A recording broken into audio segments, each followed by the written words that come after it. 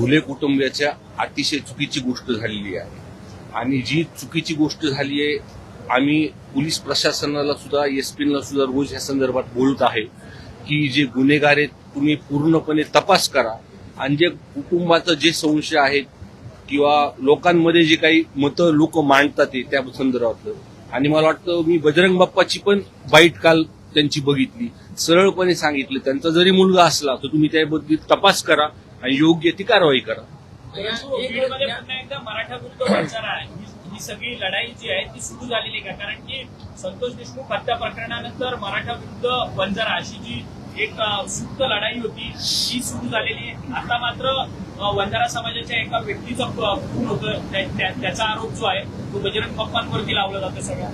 हे बघा, मी जी काही मला जी माहिती जी मला भेटली ते मित्रच होते. मित्रांना हा वाचवायला भुले तिथं गेला आणि त्याच्यातून हा खून झाला. आणि काय होतं, एखादा खून झाल्यानंतर जो गुन्हेगार असतो त्याला जात नसते आणि नेहमी असे काही गोष्टी जेव्हा होतात तेव्हा जिल्ह्याचं चित्र बाहेर जातं.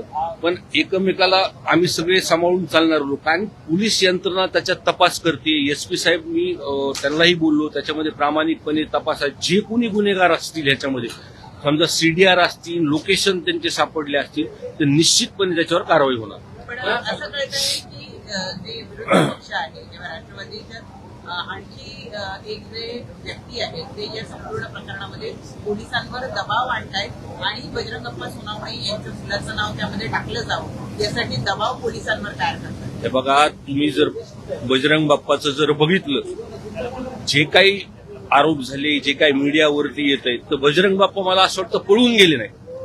बजरंग बाप्पा मीडियासमोर आले, लोकांसमोर आले आणि बजरंग बाप्पा स्वतः म्हणतात त्यांच्या मुलावरती चौकशी करा आणि तपास. आम्ही तर विरोधी बाकावरती आहेत. सरकारमध्ये समोरचे लोक जे काही बोलत असतील तिथं त्यांनी पूर्णपणे तपास, एसआयटी लावा, सीआयडी लावा, तपास त्याचा पूर्ण करा आणि जे आरोपी असतील त्यांच्यावरती गुन्हे दाखल. संदीप क्षीरसागर केवळ एका खून प्रकरणावर बोलतायत, केवळ केजमधल्या प्रकरणावर बोलतायत. परळीमध्ये ज्या पद्धतीने गुन्हा घडलेला आहे, खून झालेला आहे, अशा पद्धतीचा गुन्हा बीडमध्ये देखील झालेला आहे. 3 खुनाच्या मालिका 3 दिवसात होतात, केवळ एका खुनाच्या प्रकरणावर तुम्ही बोलताय. मी तुम्हाला परळीमध्ये पण जे काही प्रकरण मुंडे कुटुंबाचं झालं होतं, तुम्हाला जर आठवत असेल की सुप्रियाताई जेव्हा मसाजोगला तिथं भेटायला आले होते तेव्हा मीच त्यांना तिथं घेऊन गेलो. तुमचा असा काहीतरी गैरसमज आहे.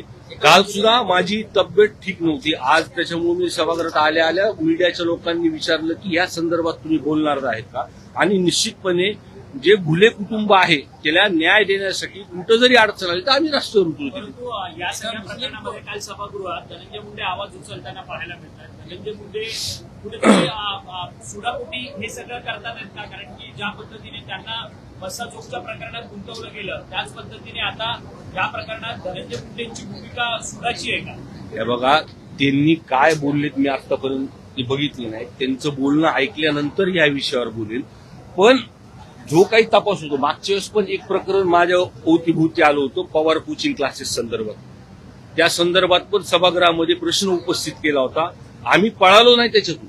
जसं बजरंग बाप्पा समोर येऊन बोलले, आम्ही सुद्धा समोर येऊन बोललो, चौकशीला समोर गेलो, तपास सगळा झाला आणि जो काही तपास झाला त्या प्रकरणाला आणि बाकीच्या प्रकरणात मला असं वाटतं एकदा सभागृहाच्या पाठलावर तो आणला पाहिजे. संदीपची एक गोष्ट महत्वाची आहे. परवा दिवशी एका मुस्लिम तरुणाचा देखील असा खून झालेला आहे. एका टू व्हीलरवाल्याने मागून त्याला धडकली आणि त्याचा मृत्यू झाला. एक खुनाचा अँगल त्या ठिकाणी मानला जातोय आणि असं पद्धतीचा एका मराठा समाजातील तरुणाचा देखील 3 खुनाची प्रकरणं बीडमध्ये नाही. त्या संदर्भातली मी माहिती घेऊन आपल्याशी बोलेल. त्यांना इंडियन हवा है। बीड में जो हत्या हुई है, हत्याओं का जो सत्र शुरू हुआ है, फिर से एक बार जो है यहाँ पर जाति का रंग इसको मिलता हुआ नजर आ रहा है। बजरंग बाप्पा सोनावणे जो कि एमपी है, उनके बेटे के ऊपर इसका आरोप लगाया जा रहा है और जानबूझकर उन्हें इस मामले से अलग खड़ा किया जा रहा है, ऐसी चर्चा है। देखो, मैंने इसके बारे में कहा है कि जो कुछ भी हुआ है उस कुटुंब के बारे में गलत हुआ है और उसका तपास भी पुलिस यंत्र मार्फत हो रहा है। और बजरंग बाप्पा के बारे में जो कुछ आरोप हो रहा है कि मैं इतना ही कहूंगा कि बजरंग बाप्पा को जो कि आरोप हो रहा है, लेकिन बजरंग बाप्पा पीछे हटे नहीं।